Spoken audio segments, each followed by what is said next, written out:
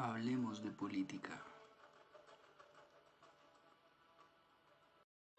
Mucho se habla de la resocialización en Colombia. Mucho se habla de efectivamente cumplir con los derechos humanos en Colombia. Hay personas a las cuales la boca se les llena con el discurso de frases que se tornan repetitivas en una sociedad que empieza a volverse sorda, ciega y muda a su propia decadencia. Y es que no puede ser ajeno el tema de la justicia, tema de primer orden en toda sociedad que se enmarque como un pueblo democrático, específicamente como un Estado de derecho, un Estado social de derecho que garantiza derechos fundamentales a sus ciudadanos, que garantiza unas condiciones mínimas de convivencias. La justicia no será entonces otra cosa que una de sus primeras virtudes y de las más rectoras dentro de esta organización. Y es que viendo el país encontramos que no puede llegar a un punto más crítico, por lo menos no en materia de justicia, donde tiene un sistema penal oral acusatorio que definitivamente ha sido un fracaso. Hoy tenemos aproximadamente 195.000 presos en todo el país. Esto a cifras de 2022. Recién empezamos este nuevo año y lo empezamos con una propuesta del ministro de Justicia, Néstor Zona, quien de una manera muy apegada a la dogmática penal impulsa la excarcelación, por ponerlo en términos simples, la liberación de muchos de estos presos. Se han conocido algunas condiciones menores de lo que sería el proyecto de ley que impulsará esta cartera frente a ese tema. Personas que hayan pagado por lo menos el 50% de su pena ya cumplida y que se apeguen a tener delitos menores o excarcelables, como se les llama acá en Colombia. Es importante resaltar que en Colombia se tiene un gran abanico de delitos que afectan diferentes intereses a las personas, que afectan, por ejemplo, el patrimonio, la libertad y formación sexual de las personas o incluso la vida, teniendo como uno de los delitos más comunes, por desgracia, el homicidio. En Colombia la vida puede valer menos que lo que vale una botella de gaseosa, diríamos popularmente, y quizá pueda sonar escandaloso, pero es una realidad palpable para todos. Hoy una persona sale a la puerta de su casa, puede ser asesinada porque un ladrón, un bandido, un delincuente quiere tomar su teléfono móvil. ¿Qué valor le damos a la vida?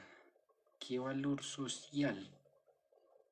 Ahora que está tan de moda la palabra social, colectiva, histórica, ancestral, con la que este gobierno ha enmarcado las banderas de un cambio, de un salto que hemos de decir ha sido hacia el vacío. No escatimamos oportunidad alguna para hacer resaltar todos los errores en los que se ha incurrido en este tan corto gobierno. Poco más de 5 meses al momento de grabar este podcast. Realmente es absurdo proponer balazos al aire, lo diríamos de una manera popular, para un tema que es tan cercano a nuestros afectos.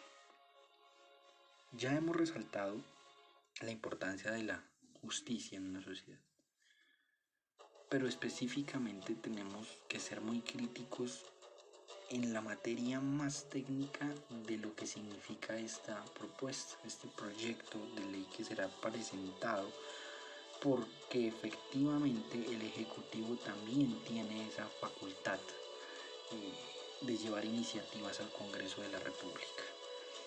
Una sociedad que está degradada social y moralmente empieza a tolerar y a aceptar en nombre de la libertad cualquier cosa que le sea impuesta.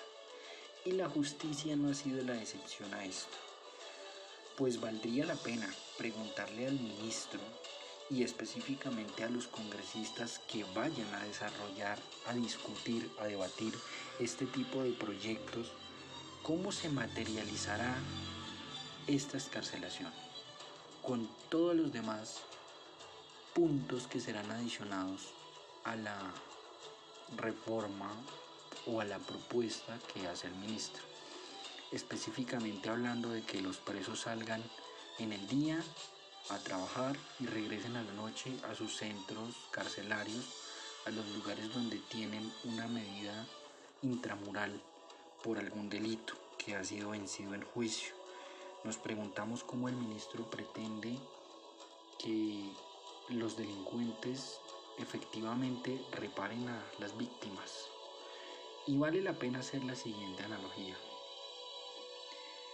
Si difícilmente un padre de familia que se sustrae de pagar su obligación y por ello incurre en el delito de inasistencia alimentaria frente a sus hijos, que de pronto muchas veces lo haga sin la voluntad, porque efectivamente no tiene un trabajo al cual acceder y poder realizar el pago de sus obligaciones, ya infringe un delito.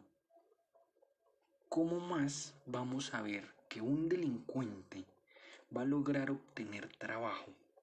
A mí me encantaría preguntarle a los empresarios si van a dar la oportunidad a estos personajes sin más.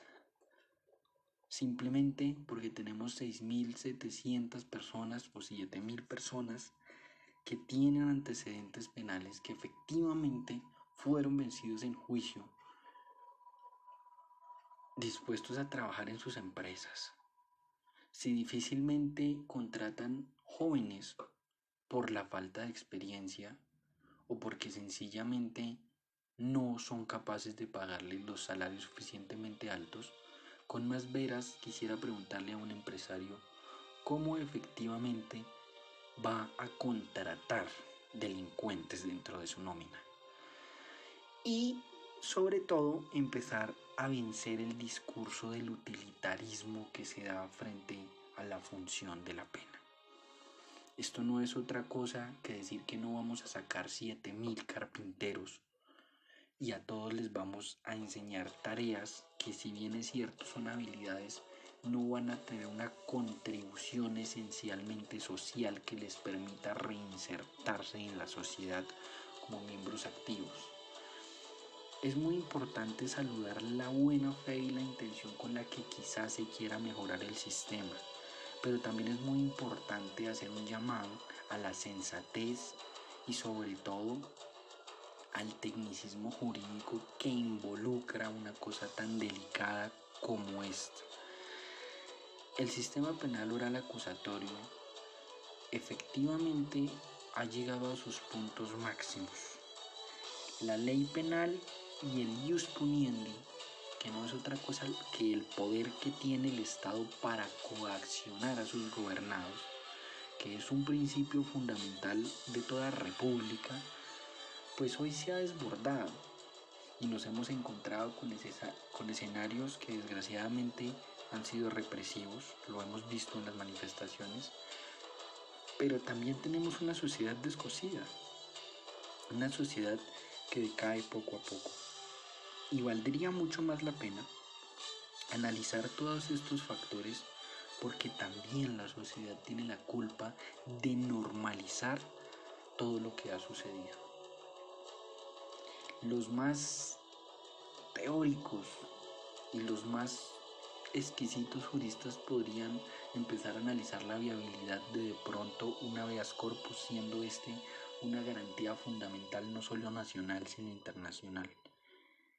Tenemos que analizar cada uno de los factores que hacen que hoy ese sistema falle, pero basta de discursos populistas, Basta de mentiras, basta de discursos que son insostenibles frente a la moralidad pública, frente a la sociedad. Es muy importante no quedarnos en ese discurso y sobre todo reconocer las falencias que se tienen para poder mejorarlas. Pero no podemos hacer este tipo de cambios siendo sordos, ciegos y mudos.